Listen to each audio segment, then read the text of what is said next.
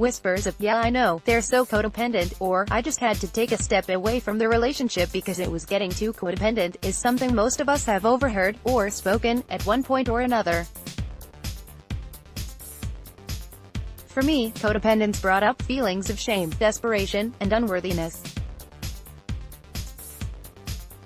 When I was first told by a mentor that she considered my relationship codependent, I harshly denied it and took offense to her words. I remember walking around the room, brows squinted, throat tight with irritation, as I said, "I disagree with you. Partners are supposed to be in it together.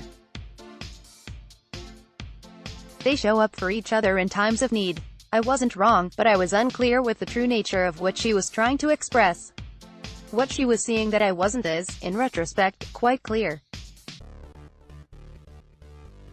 I was at a point in my life when I was sacrificing my boundaries, needs, and energy to a person who was giving little in return, simply because he was unable to. After that phone conversation, I researched the definition of codependency, and had a pit in my stomach sink deeper and deeper as I finished reading. Codependency, noun, excessive emotional or psychological reliance on a partner, typically one who requires support on account of an illness or addiction. The virtue in this extensive learning experience was that I learned all the ways I needed to be loved.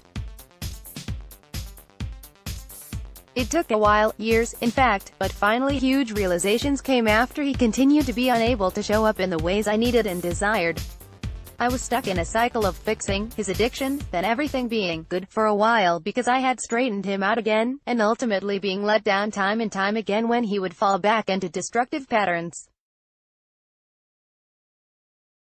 Finally, a massive realization broke through my self-made facade. I had been reliant on him to give me the feelings of accomplishment, nurturing, and helping that made me feel purpose in life.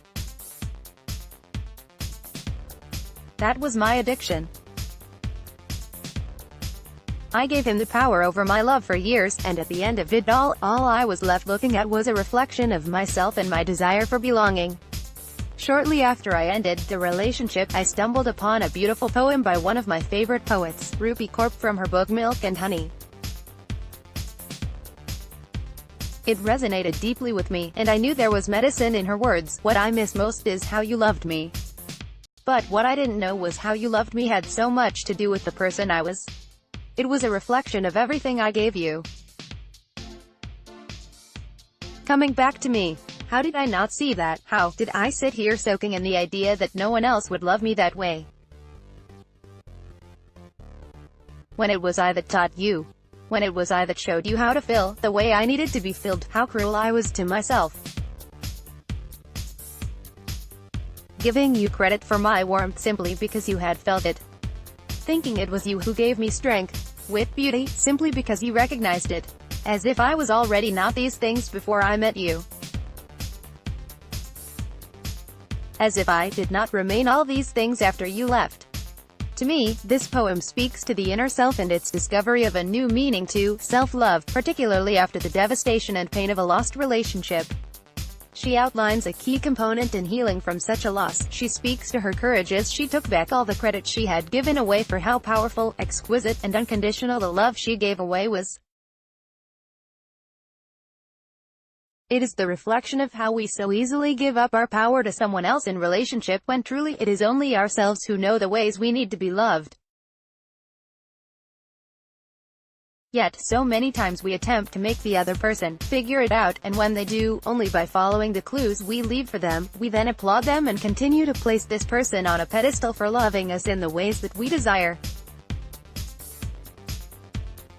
When in reality, all we needed was to give ourselves that love in the first place. No games, no letdowns, and no losing party. It is significant to mention, when speaking to the psychology of relationship and the motives of codependency, to talk about the root of the word. Dependence is actually critical to the functioning of a healthy relationship, as long as it remains in balance. Being able to depend on your significant other is necessary to build trust. Will they answer the phone if you're in distress? Are they true to their word? Do they have integrity, and do they follow through with promises? This dependence can get out of Balance, such as times when I can't go to this event if my partner can't accompany me, when we start looking for external validation, or when assumptions begin to take root. Many times, this is the beginning of the end of relationships. However, this kind of demise can be avoided so long as the healthy dependence leads to establishing boundaries and creating a space for more honest communication on needs and wants. Please remember this: it is not only permissible, but healthy, to have needs in a relationship. When you are able to clarify your needs, you are being authentic to who you are. We come into relationships, on a spiritual perspective, for the purpose of learning more about ourselves through our mirror.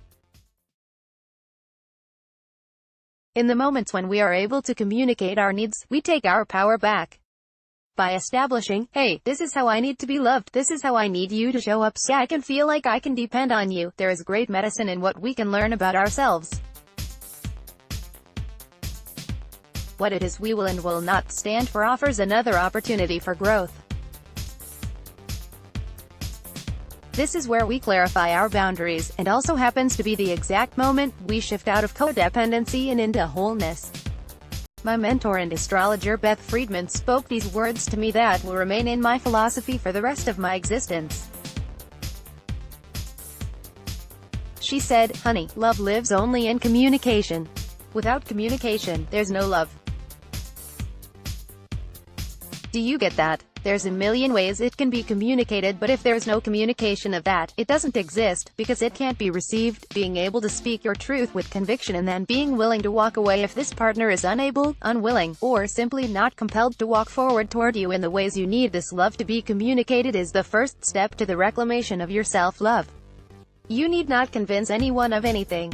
You do not need to compromise the integrity of what your heart desires to be fulfilled in a relationship.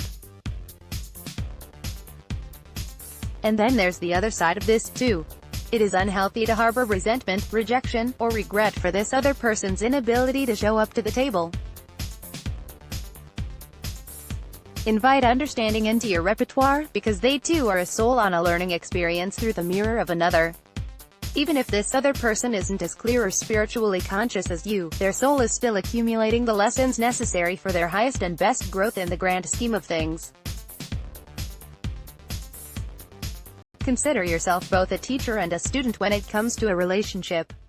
Through each relationship, you clarify and define the ways that you need to be loved. Codependent relationships only elevate, accelerate, and intensify the lesson, particularly when it comes to twin flame relationships. With all this said, the desire to have beautiful things, people, situations, and relationships in your life is not in vain.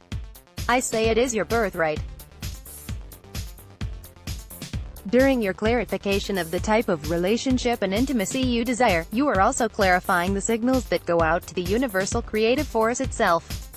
Our thoughts, words, and actions have potency. Take the time to recognize when you are coming from a place of lack or love, trauma or intuition. With this moment of self-reflection, an uninterrupted signal is sent straight into the matrix for realization and actualization. You create the energy that you want to receive, and the universe has no choice but to reflect that back to you in your life. It only wants to match vibration. Always, above all, choose to operate from love. The love you give yourself is the love that will be returned to you. So, if you want to be loved for your goofy giggle, your wild ideas, and/or